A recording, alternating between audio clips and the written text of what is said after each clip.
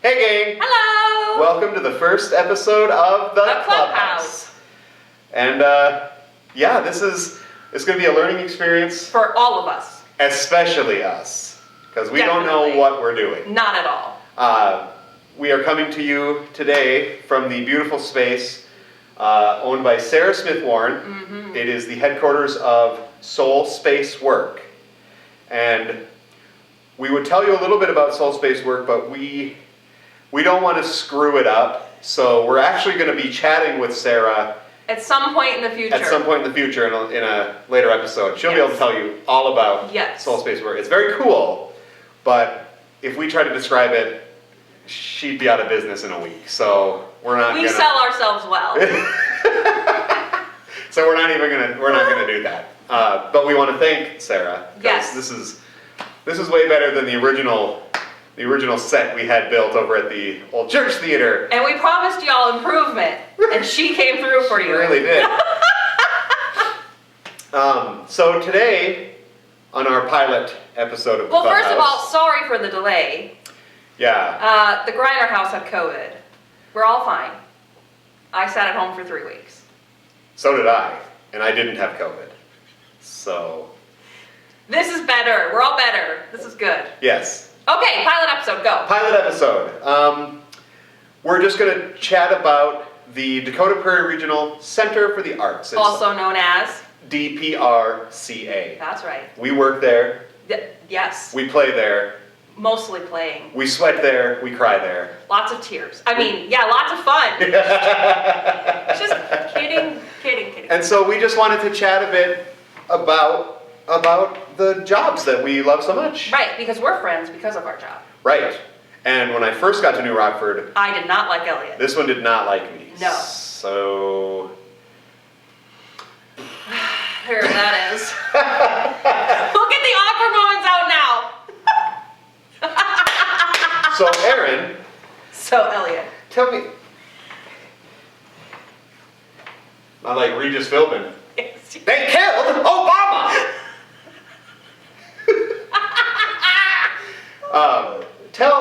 Tell our viewers and to me, because I probably don't really actually know, your journey that got you to New Rockford and the DPRCA. Okay, well, I got to New Rockford because my husband Joe got hired as a pastor right across the street at the E-Free Church in town. My journey to DPRCA was accidental. Because we moved here and I needed a job, but I didn't want to work for a corporation, I wanted to work locally. Yeah. And Deb needed help at the coffee shop. So without even applying, she hired me. Joe walked in one day to get a coffee and asked Deb, so you hiring me? She's like, I think so. Okay, my wife's looking for a job. We'll hire her. Great. She didn't really know me at all. We'd only lived here for a little while. Anyway, so that's how I ended up at the Latte Lobby, which I worked there for years before I ended up on the stage. What was your first show? My first show was Christmas on Broadway in 2013. And I started working for Deb in 2010. And that was the one where the kids were like puking all over the world and everything. No, that was junior class. Well, yes! That's what kids do, apparently. Yes, I forgot. Yes, they did puke all over the world there too. Lots of puking stories we could share. That's also what we do at the DPRCA. Cry and puke. Cry and puke. That's what the P and the C stand for. Yeah, no, that was my first show. So I had worked for Deb for 3 years before I went on stage. Wow. And she asked me to play piano, but I was like, no, I don't think that's... Well, do you sing alto? Sure. Okay, you can be in the show. I had just had a baby. My second son had been born. And I went home and I said, hey, honey, I'm going to try this thing. And in classic Joe fashion, he's like, whatever, babe. And the rest is history. From there, I was in more shows, and then Deb added me to the core design group. Bye, thanks. And we're back. A little bit of an interruption, but... Scared me. That's half the charm. I don't remember what you were talking about. I was in a show. We said something about Joe.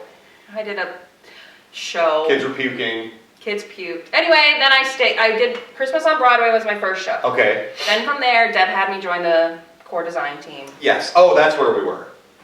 And the rest is history. Yes, it is. Yes, it is. And in there you moved here. Yeah. All right, Elliot, your turn. Your journey Much to to be her here. chagrin. Yes. My journey started, as so many do, with the filming of a movie. And we're back. Again. Anyway, with the filming of a movie. A friend of mine, Tony Peterson, he was in a show here called Breaking Up is Hard to Do. Yes. And I was living with Tony at the time, and he got back after the summer, and he said it was a really fun experience, and it's great, great, great. I didn't know New Rockford from anything at that point. And then subsequently, he and I started writing this, cheesy horror movie, Natch, called All Hallows Eve. And it needed to take place in like a ghost town, spooky. So he's like, I know the perfect place, which is kind of sad. You think ghost town, you think New York, although, excuse me, not anymore. I couldn't film All Hallows Eve here now because there's a lot happening. There's people on the street, they're all over. It's the only thing we had to contend with filming years ago was the guy who mowed the lawns all the time. Oh, yeah. I don't remember what his name was, but yeah, he was mowing lawns all the time in this city that was supposed to be completely abandoned. So I had to shoot around that. Anyway, so we came up here. He talked to Deb, actually, and she was gracious enough to give us the use of her video equipment and basically the run of all of her properties and the town. Because Deb apparently owns the town. Kind of. So we came up here, we filmed, and it was just a lot of fun.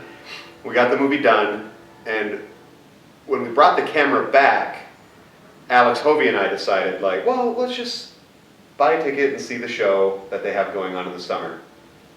And the show was all shook up. It was a good show. It was a very good show. But when we bought the tickets, uncharitably, I was like, oh boy, community theater, small town, hey. Abandoned town, apparently. Abandoned ghost town. So we went to the show, and it was really good. It was a good show. And we were just blown away. And then Alex and I decided, let's audition for a show. So we did. And that show was Urinetown, which was also a good show. It was a very good show. Dang it. Nobody came. No. I tell people, you can count on one hand how often the audience outnumbered the cast. Mm-hmm. And the cast was only one of our bigger casts, it was 19 people. But only 4 or 5 times that summer were there more people in the audience. Anyway, that's neither here nor there. That'll be a different show. That'll be a whole thing. My first show here was Urinetown, which was a lot of fun, and it kind of got us hooked. So then Alex and I, and then Tony for the next summer, we came back to do Life Could Be a Dream. Y'all know that show. Which turned kind of into a legend at DPRCA. And it was that summer I was pursuing my master's degree, and I had one more semester left. One more year left. I think it was a year because you moved here in the spring. So it was, and then Deb, let me stutter a few more. So Deb, one evening that summer, offered to create this position for me, this artistic director position, and I would move here and be in and direct the shows, and it just sounded great because I loved the company, I really liked the town. The ghost town, and I had no idea what I was going to do after I got What is your master's degree in, El? In vocal performance. So, I'm getting a lot of use out of it, especially this year. Yeah, I mean, worth every cent. This is the most I've talked in 6 weeks. But so yeah, I got my master's degree. I moved up here, and I've just been doing shows, and directing shows, and it's been a lot of fun. And that's kind of my story. Okay. So what is your job? I am the artistic director of the Dakota Prairie Regional Center for the Arts. Now, what that means is any number of things. The main, 2 or 3 things is with the committee of Aaron and Deb, I pick the shows and help program our seasons, and I'm often in them, and I also direct them. I mean, that's pretty much it in a simple nutshell. Yep. Now, Erin here is kind of my lieutenant in the directing of shows. She is both stage manager and kind of assistant director at the same time.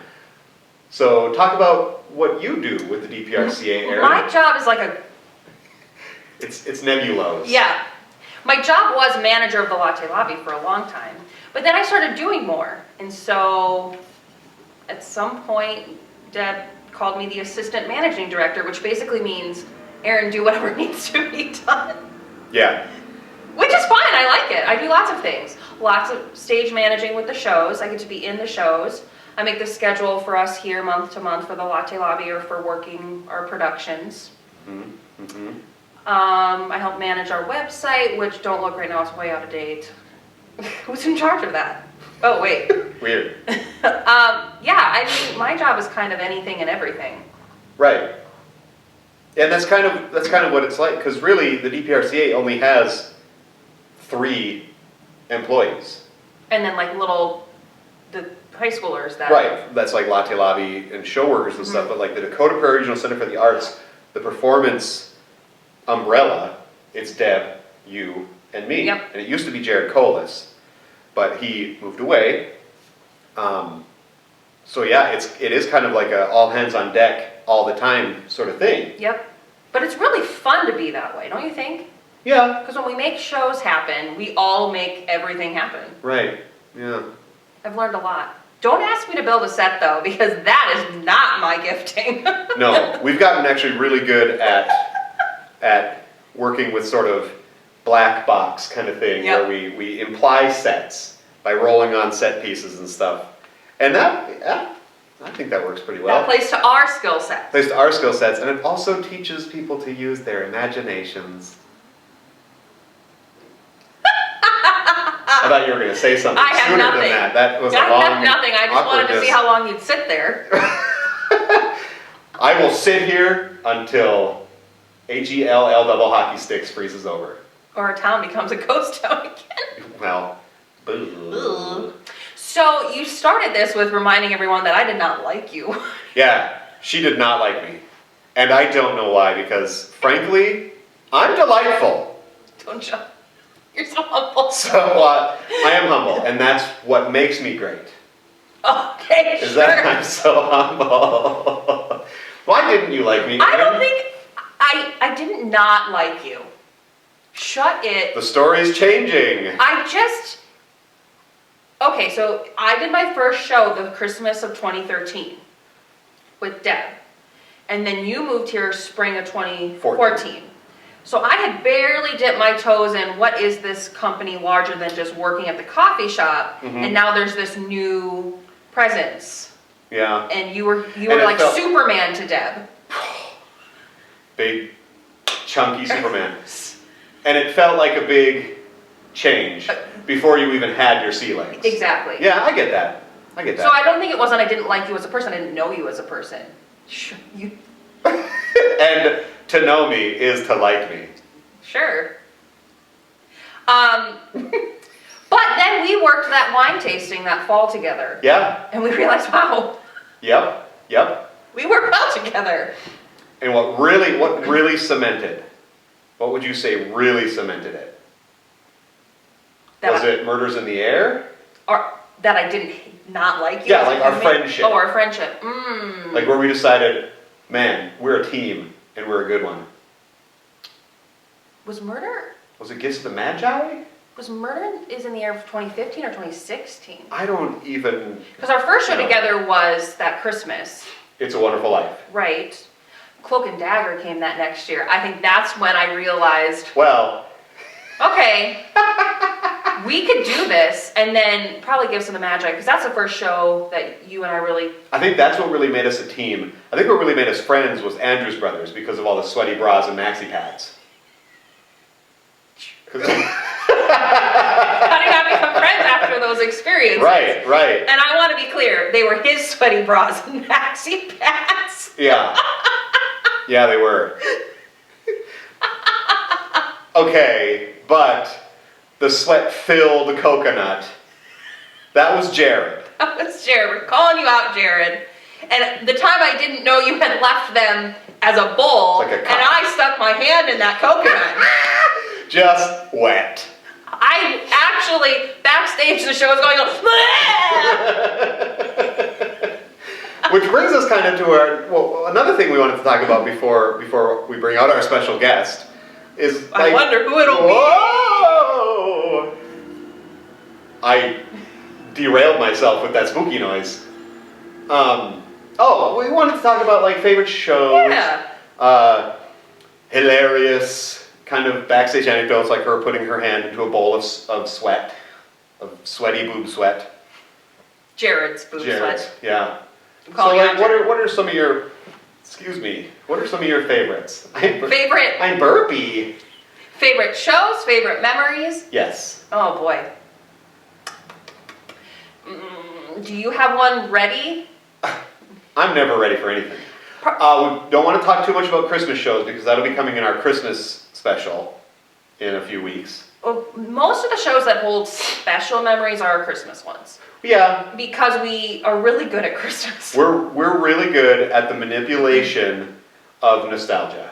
Right. Like, I love Christmas. Right. We're just kind of I've been listening Christmasaholics. to a lot of Christmas music lately. Elliot's already ready for Christmas. Well, I haven't put the ornaments on the tree yet because I That's am true. lazy. Well, I haven't put anything Christmassy up yet. Come on. Anyway. I think some of my favorite shows, though, besides the ones that just make me feel so warm and toasty, are the ones that were just zany. Sure. That were, because that's sort of a low pressure situation. Then. Right. Cloak and Dagger. Cloak and Dagger. Cloak and Dagger was so fun because it was never About being... about like telling a story. It was really, just like fun. we were never trying to convince the audience that this was really happening. Right. Like we were breaking character left and right, and it was just really, that energy was very manic, but in a good way. Yeah. And Andrews Brothers was kind of the same Yep. same situation where it was just really zany, and you know, these guys, when they dressed up as the Andrews sisters, they weren't supposed to be like polished and really No. good at singing and dancing. And so if we made mistakes, it wasn't one of those deer in the headlights kind Right. of things like, oh crap, we got to improv our way out of this. It was hilarious. That happened. So those are my favorite kind of shows. Well, my favorite memory from Cloak and Dagger is when I forgot to take your bra off in between character shifts. Yes. Because Elliot played 11 characters in that show, and he went from a woman to a Cuban man, To a Cuban vendor. and And it was a quick change. I mean, Very, we're talking very 30 fast. seconds or less from Yeah. full drag to this Cuban man. yes. And I believe that day I went out on stage with my bra on and my pants undone. Just open. Probably the shirt not buttoned. The shirt was, I think the shirt was Maybe buttoned. not buttoned right. It wasn't buttoned correctly. but my belly wasn't hanging out. My under business kind of was. But I'm pretty sure you still had those tights on. oh yeah, Jared and I wore these big dancer tights Yes. for the whole show because we had to play women a fair few amount of times in that show. So we just had the ladies' legs on all the time. Right. But in that moment where I forgot to take the bra off, neither of us realized it Until my cue. until you were walking out. And then it was a four-letter word carnival backstage. All from the pastor's wife. I really try to keep it clean. But in that moment, as I watch you walking out with your boobs, God, that was funny. oh, and Deb was with me.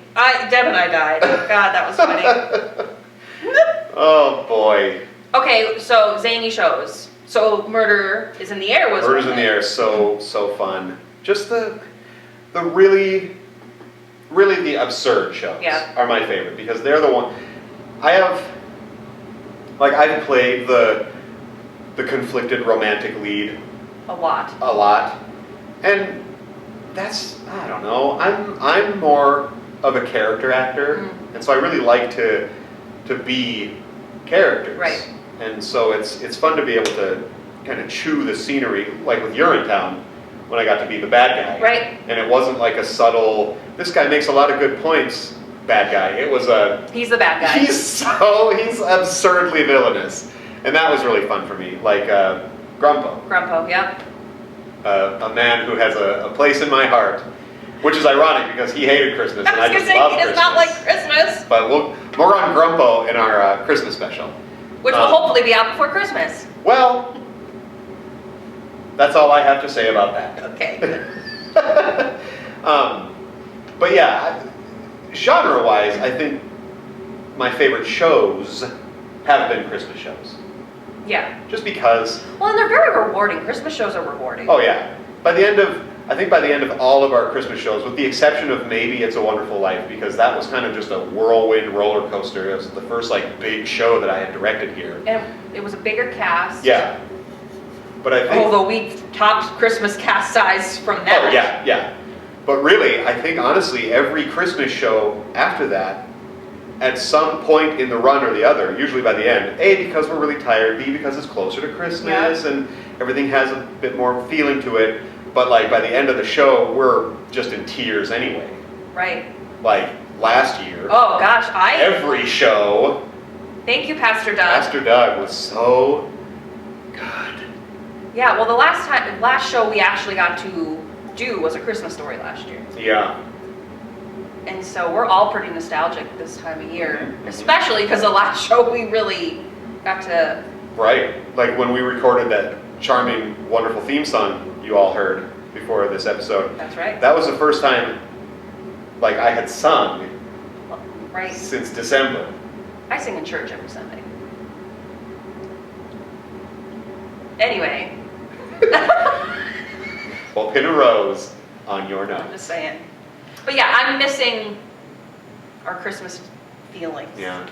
Because normally at this point in the year, we are in full-blown Christmas show. In fairness, though, normally at this point in the year, we hate our lives and we hate the show. And we love the people, but we may not like them.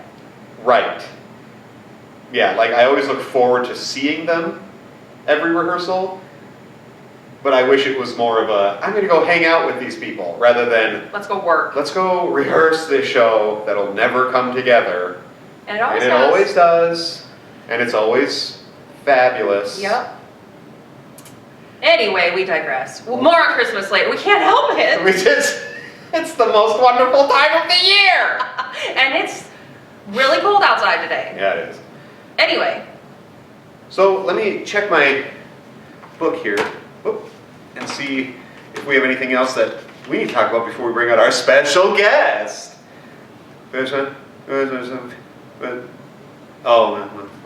Zoom Jared, that's on the list. We have some technical difficulties. Shocker, really. I'd be surprised if this was recorded. But I think we're gonna take a little break here. Well, we didn't share any favorite backstage memories. We shared the boob sweat. Oops. What else is there?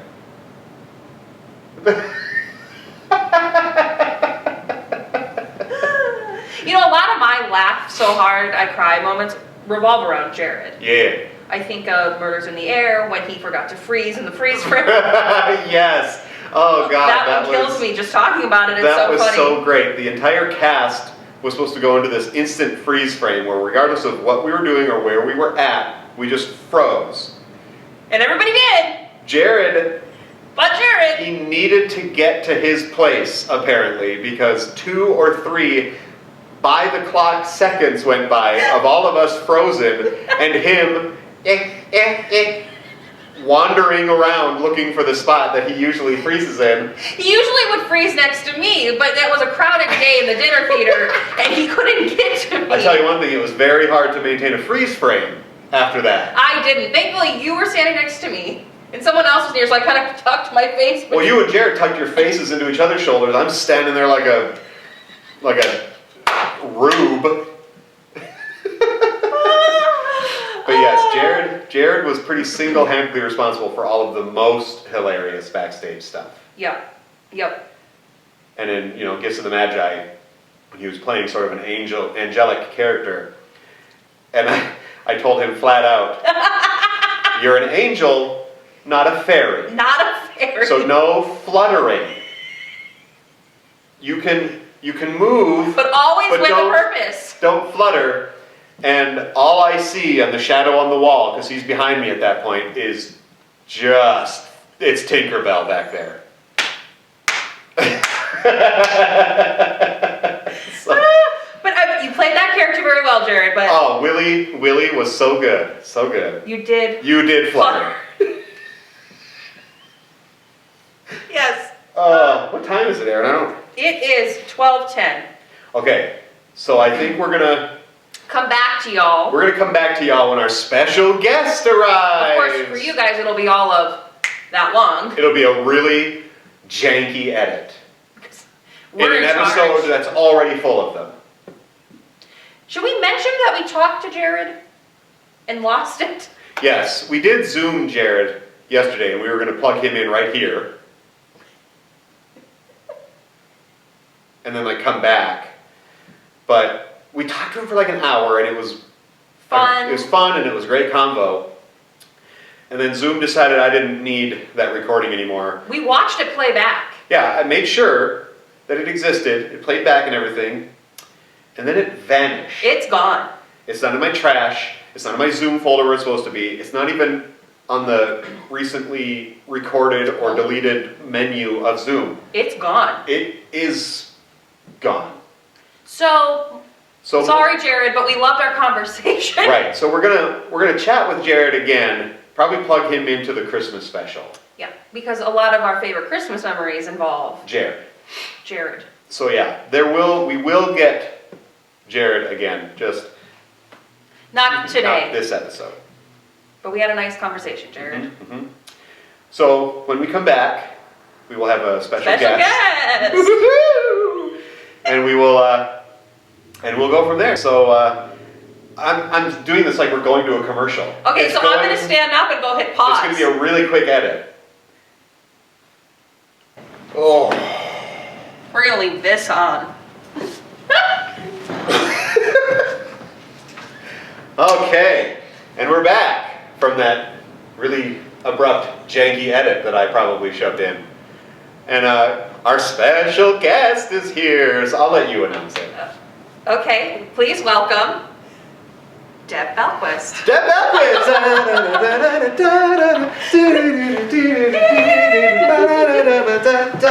Hey Deb. Hi. Thanks for coming on and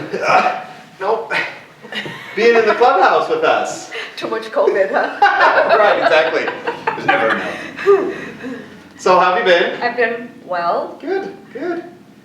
Now, right. In case anyone's wondering, we have another COVID survivor on our hands here. I thought I should get a t-shirt. I think everybody that has had COVID should have a t-shirt. Which should be one of those great ones, like, I survived COVID and all I got was this lousy t-shirt, Yeah. Classic Exactly. design. And with a roll of toilet paper on the back. Yeah. Just because. Because that was a wild time. Oh, well, you can get multiple things of toilet paper now at the grocery store. Mm-hmm. It's interesting. That was my tip. One of those awkward silences the clubhouse will be known for in the future. All right, let's talk with Deb. Yes, we're here to talk with Deb Belquist, our boss, friend, and mentor. And you are the managing director of the Dakota Prairie Regional Center for the Arts. And I guess, for people who aren't familiar with us at all, which is a surprising amount of people. Yeah, sadly. even locally. Right.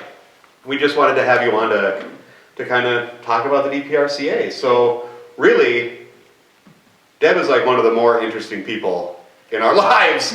So Hey, remember we were talking about New Rockford before? we're putting the pressure on. Because Aaron and I talked about how we came to be in New Rockford and with the DPRCA. So how did you? Because you've owned pretzel maker stands, you've done Everything. so many things. I've done a lot of different things, which I think that, when I went back to school for theater, it was like, it brought everything together. And that's what's the beauty of theater is because you use every little tidbit of your life in theater. Like I was a hairdresser, so I've used hairdressing and makeup and that kind of stuff. Yeah, I've done a lot of different things, but I think where DPRCA and how I got all started in all of this really goes back to my childhood. And in New Rockford, an organization started in 1957 called Celebrations Inc. And it was formed to celebrate the 75th Diamond Jubilee of New Rockford. And it went on every year then, producing this show, pageant, they called it, and it was always held out at the Ball Diamond. For years, from 1957 all the way through my high school years and beyond. And then when I came back, and you know, it ebbed and flowed as things do, and then when I came back in 1979, I met with some people and wanted to get things kind of revved up again, and we produced Oklahoma, and that was the first time we had produced a show, a musical. Okay.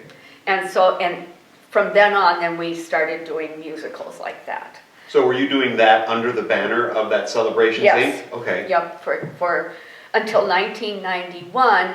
And what happened was Celebrations Inc. not only did this pageant, but it also did a mud run, and it did the parade, and it did all sorts of things. Well, we were trying to be an arts organization, and it was pretty hard to pass off a mud run. You know? Well, yeah, okay. That seems fair. And we were applying for grants and that kind of thing. So then a group of us decided that we would form DPRCA as this offshoot of Celebrations Inc. and it was its own separate entity. And so that's really it. So that started in 1991, and you know, Kevin Cartwright has been original. He's our board president, by the way, everybody. And then people like Jody Jury, who just passed away, she was just, you know, she was very monumental in celebrations, and then also on our first board. Sure. And the Evansons, people that are from New Rockford know the Evansons. He was a art teacher and science teacher, which was kind of an odd combination, but he taught physics and chemistry and art. And he and his wife Mary were on our board in the beginning, and he worked with me on sets. He did so many sets for years and years and years. So that's kind of how DPRCA started. Interesting. Yeah, it's been a long history, but it shows you kind of what, you know, the start of something like that and how it can push a community to be very artistic and, you know, to maintain that all these years. That's a lot of, you know, that's. And how long has it been for the DPRCA? Are we at? We're not quite at 30 yet, but so 1991, it was like April of 1991. So we're coming up on it then, next year. 30 years. 2021, yeah, that'd be 30. Oh, sure. Whew. I feel like we just celebrated the 25th. I know. Yeah, Wizard of Oz is our 25th Jubilee. Yeah. Wow. And I look back at that and I'm going, I can't even believe I've been doing that this long. I don't feel like that, I don't feel that old. Well, yeah, but I don't feel that. I mean, I don't feel like it's just been forever. Right, You know? right. I mean, the thing about like how we do things with DPRCA is the time kind of flies because our years are separated into 3 or 4 seasons. Yep. into our shows, and so it's like once a show starts, it just kind of flies by. Right. It doesn't necessarily feel that way during the run, but by the end of the run, you're like, whoa, we're done already. Yeah. Yep. And so when you think about it, the time really, it just gets away from you. Right. Like I I've been here 6 years. It doesn't seem like I have. No. And you think back on all the shows that I've been involved with, and it's way more than you think. You know, Yeah. it's interesting how it just soars when you're doing something fun and creative. Yes. Because it's not a slog job. The only time that like it becomes a bit of like a is Tech Week, Right. and that's everywhere. Yeah. That's not a DPRCA Where we thing. all That's hate each other. a theater thing. Sorry for the things I say during Tech Week. Right, exactly. But you know, even for our Tech Weeks though, it's usually a pretty friendly. Yeah. Even when we're at our most tense, I don't think there's ever been a moment in a Tech Week that I remember that it's like, okay, good job everybody, let's go home, we'll see you tomorrow. I mean, there was that Cloak and Dagger one. There's been a few that I've been involved with. That the guys talk about, we were doing the Christmas Forever plaid, and the guys were talking about me being up in this was in the old opera house, and me being up in the light booth.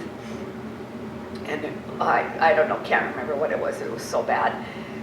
And I disappeared. I just sunk. They said all of a sudden Debbie wasn't there. Well, I will say that like the first rehearsal of Tech Week for Cloak and Dagger, it was kind of the same situation where we did not have a show. No, I remember that because Deb and I were going back there going, this is bad. So then I called it extra rehearsal, and it was one of those things where I was there with the script because Jared and I were ready. Okay, sure. So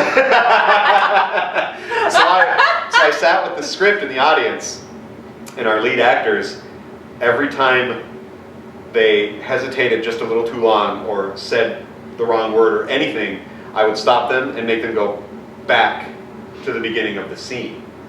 And it was tough, but it worked. It worked. Yeah, and you just don't know from one group of people or one show what will work. Right. Because what works then won't work the next time. Right. It just is weird, you Yeah. know, how different shows are just unique that way. Yeah, and that kind of just lets us keep our adaptability honed. Yes. Which is really, really important in the theatrical, Yeah. in every walk of life. But the theatrical realm, you got to be able to evolve fast. Yep. And we do. And we do. Yep.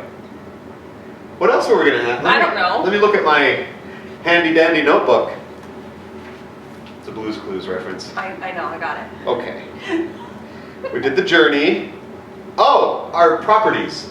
Like all of our cool old buildings. Like where did they all come from? We have like half a city's worth of like really awesome old buildings. How did we get all those? So when we decided to form DPRCA, so back in 1991, the Opera House used to be a furniture store owned by Warren and Adeline Adams, and their family were like original New Rockford people, and they had moved out of town, and they had this building, and they tried to sell it, didn't know what to do with it, and so they donated it to us. Huh.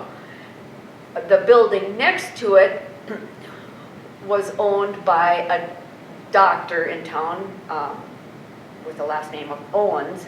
He had donated it to the Fourth Corporation, and they just didn't have a use for it, so they gave it to us. So that's how we got those two buildings, and worked out of those for all those years, up until we got the old church theater. The salon building, in which houses the apartments and whatever, we had, somewhere in there, we had purchased a house for actors, living quarters, because at a certain time in New Rockford, it was like impossible to find an apartment to rent for like 3 months in the summer when our actors came. So we purchased this house. Well, it just was difficult having a house. There's yard to keep up. I mean, it just was a pain in the neck. So we sold the house and bought the salon building. Okay. So that one we purchased. And then the old church theater, which was formerly the Methodist church, they were closing, and Judy Bellquist is the one that really pushed for them to donate that building to us. Because what do you do with an old church building? Yeah. It's really hard, you know, it's not like you can really, well, you could make it into a house, I guess, but, you know, it just... Especially that building would not trim. Yeah, it wouldn't. Yeah, it's just a difficult... It's a very unique building. Yeah. So anyway, so they donated, I think we paid a couple $1,000s for a transfer with the church and whatever. Nice. So that's how all of the buildings came to be. And I've always said, you know, they've been such gifts to us, but they also come with a great responsibility, because old buildings are very difficult. You know, there's so much stuff that we could and should do to our buildings, both the old church theater and these buildings downtown. It's just the money is just, old buildings suck a lot of money. And But they are really cool. But they are cool. I thought of something and I forgot it. Oh, I've never really been clear on this. Jack Johnson. Oh, yeah. How did he fit into this picture? Jack Johnson, who is Judy Bellquist's grandfather. Okay. Grandfather. And he came to this area in the early 1900s, maybe, somewhere in there. He was orphaned and was sent to live with his aunt and uncle in Minnesota, and they were not very good to him, they were not very nice to him, and he ran away and joined the circus. That's awesome. Yeah. And that's how he started his theatrical training. And so he traveled all over, played a lot of different instruments, and was with the circus. And I don't know how this works in there, but he also was an apothecary. as one does. yeah. For the circus. So he ends up down in Bremen, which is in Wells County, and then also, so I don't know if he was working both places or whatever, but he was, when they built the building, Niven Opera House, he was an actor. He had a troupe, Jack's Players, and they based out of the Niven Opera House upstairs there. So, yeah, it's kind slick. of, yeah, it's very cool. I didn't know he joined the circus. That's really cool. Yeah. And that he was an apothecary. Yeah. I love that. Yeah. Oh, that's slick. Okay, so Aaron and I talked about some of our favorite shows and favorite moments, and funny backstage. What are some of your moments that you have particularly loved? Yeah, I mean, you have a lot more to choose from than she and I do. I was thinking about this because, it's so hard to pick favorite because there's a lot of different kinds of favorites. That's true. It's like favorite cast, the interaction between the cast and things that are, like, I don't know if we could ever duplicate the Life Could Be a Dream cast, that first rehearsal when you guys sang that song, and everybody was just like, mouth drop, open, it was just like awe-inspiring. Was really. that Duke of Earl that you had filmed? I mean, it's just the harmonies were all there, everything was all there, you could have set that on stage right then. And just that whole show was just fun, and that was real lightning in a bottle. Fun group of guys, and it was really special. It's just it's one of those, I don't know, you can't put that in an earth-shattering, moving show. It just was a no-brainer kind of a show. Yep. And you could just sit back and enjoy the music and the Just little a storyline. Yeah. It just was fun. It didn't make you think, it didn't challenge. It wasn't like Urinetown, which is another one of my favorites, which was We talked about You're in Town. Challenging, such a challenging show. Yeah. And it was such a moving piece. Music was awesome. You know, it was just really solid. Yeah, it was just a solid show, and I loved that show. I'm trying to think back to like before you guys were around. Right. You know, we had groups of people that had been a part of the shows. My friend Winnie and Robert and Sarah Jane and Jeffrey, and they were initially came from NDSU when I was going to school there. We met up there, and when I came back then, when I was done, then they came a couple different summers, different people, different times. Yeah. And so that, they kind of hung around for a while. So that was awesome. Great actors, and we didn't do as many musicals then. They were not musical people. Right. So we did a lot of comedy during that time, that first early time. And then we had the Moser Boys. Yeah. It was like an era. Yeah, it was kind of an era because I think Kellen was there for more. Probably he was there for 6 or 7 shows. And Marco for like 5. So that was. And they came from out of town? Yeah, they were from Leeds. Okay. Yep. Yeah. Well, we attract. Yeah, we attract from a lot of places. There aren't very many places that pay. It's pretty good summer work for a high school student or. Yeah. So. And it's when we advertise for auditions or just to see if people are interested, one of the top points is it's paid, but it's also just like really fun and rewarding. Like you wouldn't think that you'd get such a positive, rewarding experience out of a small town community regional theater type kind of thing. Well, I think because we are relationship building. Yeah. People become really good friends. Absolutely. And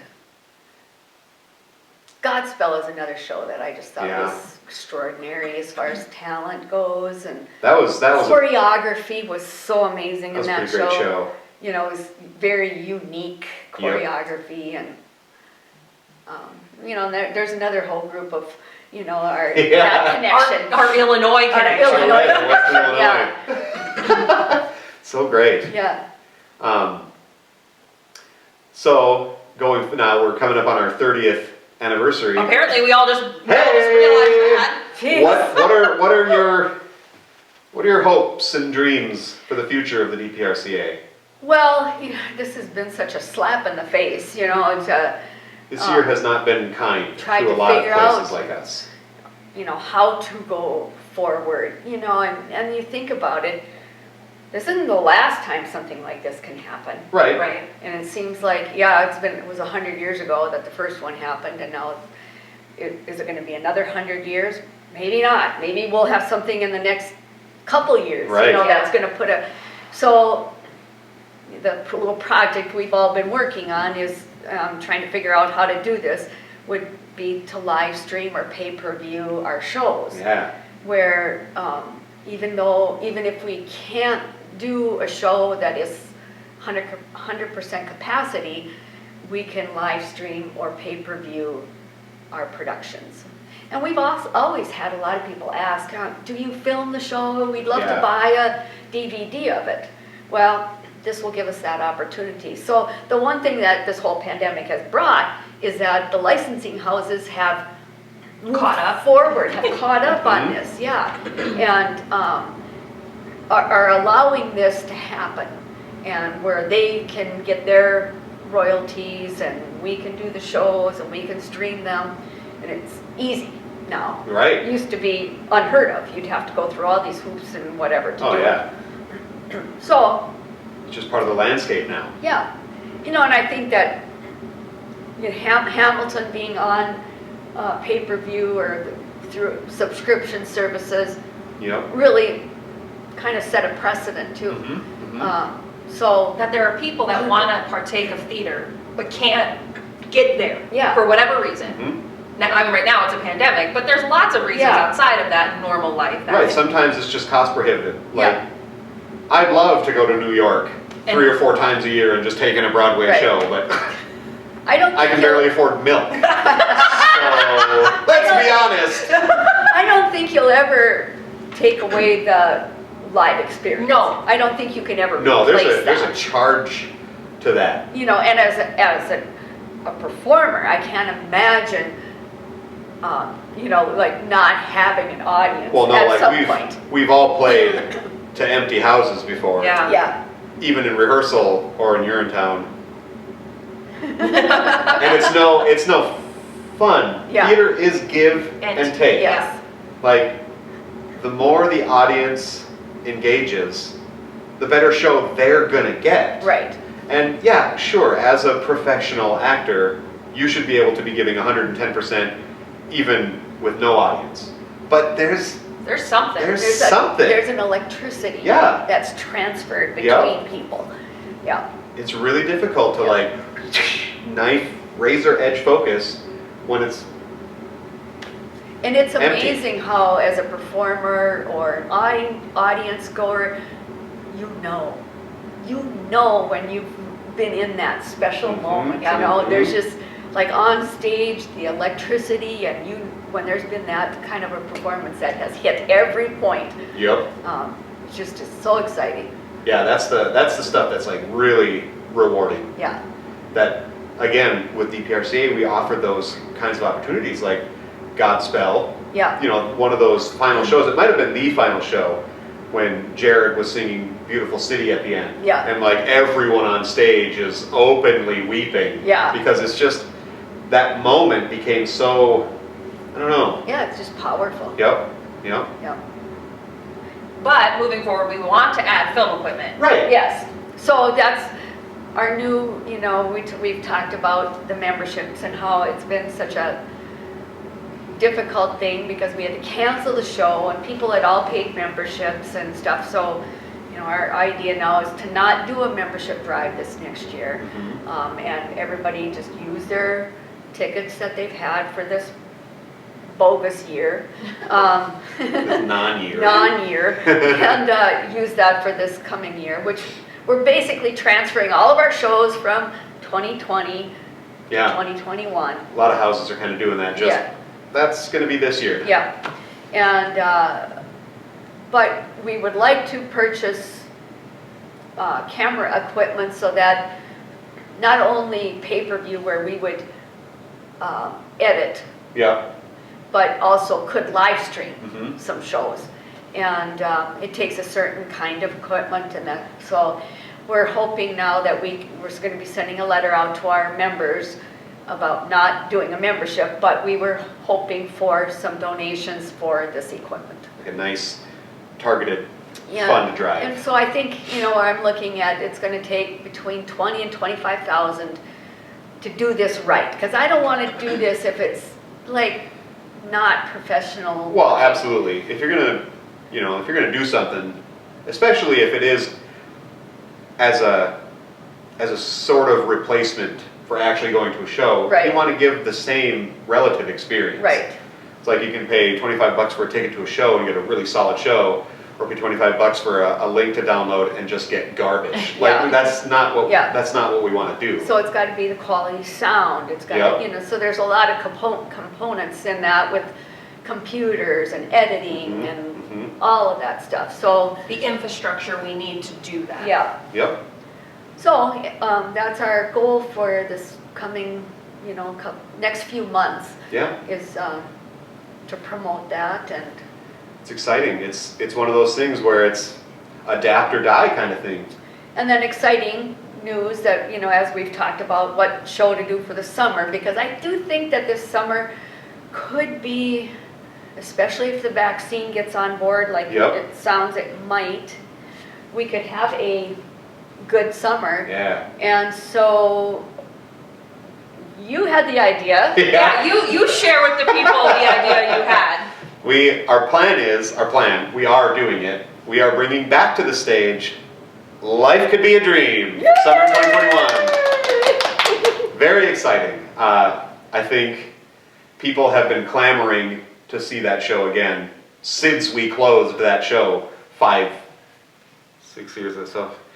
I don't A know while that ago. I've ever seen a show that people went to so many times. Yeah, people. I mean, even people that aren't traditionally theater people came to that show over and over and over. That was an intense experience. Even for just the 5 of us, the 4 guys and JC, it was walking to Miller's to get a loaf of bread, and cars would pull over and be like, "Oh, you're Skip." Thank you. I'm just trying to go grocery shopping.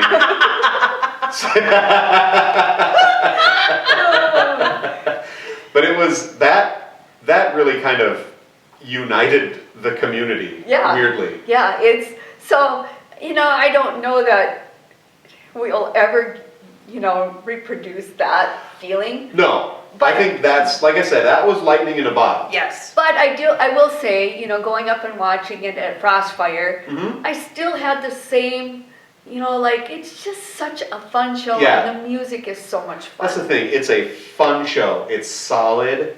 It doesn't challenge expectations or just, you can just sit back and you can really have a nice time. Yeah. And we need nice times. We need a nice time. And so Like We Dream will be really cool. For our 30th anniversary For 30th celebration. anniversary. For our big jubilee. You should probably make note that it won't be the same. Right, it's not going to be the same cast. Why not, Elle? Because we're all too old and fat now. Look at this. This is not Skip Henderson. This is Chip Flenderson. Hi. So we're bringing in younger, studlier studs to play. They're all great though. It pretty much is going to be all people that you've seen on stage already. Right. It's in the works. We're in the works, but we're not asking you to take anything on faith here. This is going to be a really solid, fun. I'm so excited. It's going to be really fun. Yeah. That's all. That's my ringing endorsement. Yeah. Fun and nice and light.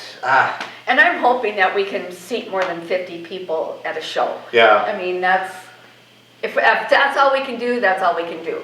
But, and that's where the pay-per-view would really come in handy. Yeah. As it's just so unknown. The future is so unknown right now. Yeah. But yes, next summer. Otherwise, our spring show will be Honky Tonk Laundry. Right. Which is already waiting, ready to go and waiting on that stage. Sitting on stage, just needs actors again. And then our Christmas show, we're going to carry over our plan for this year, which we're supposed to be opening tomorrow. Oh, jeez. Isn't that crazy? Yeah, that is crazy. But that'll be Winter Wonderettes, which is also probably just a really fun, it's all Christmas music, and I'm excited for next season. Yes. I think it's going to be It's really gonna be great. refreshing. And then the other thing we've talked about, which we, once we get the cameras set up and see how it works and how time consuming it is to produce a show like that. There are so many little 30-minute shows that we could do that we wouldn't even have to put on stage. It could be just a pay-per-view kind of thing. Yep. That could be really fun. I think that'd be really cool. So like a weekly, like almost a TV series. like a TV series. Yeah. Do one every month or whatever. Yep. I like it. Yeah, it's exciting. So be on the lookout for fun, exciting new developments with the DPRCA. I think that'll be... It's going to be a good year. Yes, it is. Yes, it is. So that's it. Cool. I think that's our first episode in the pipe. Woo! So thanks, viewers. Stay on the lookout. Our next episode will be a fun Thanksgiving special, arts and crafts. Enough said. And anything you'd like to add, Erin? We'll leave it at that. Just arts and crafts Arts for and Thanksgiving. crafts.